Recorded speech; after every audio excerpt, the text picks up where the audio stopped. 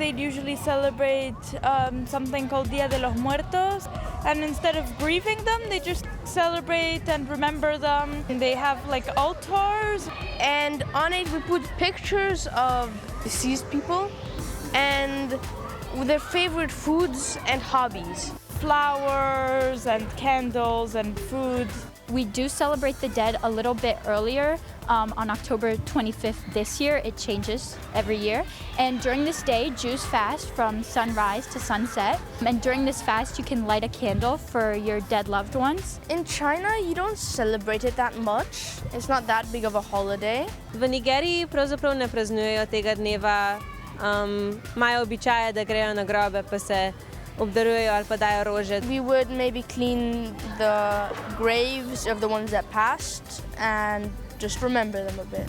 My mom bakes pan de muerto, which is a traditional Mexican bread that's baked for this occasion. So we don't actually celebrate it on the 1st of November, we actually celebrate it at the end of October because that's how we do it in India. We offer like food, some drinks, and we do prayers.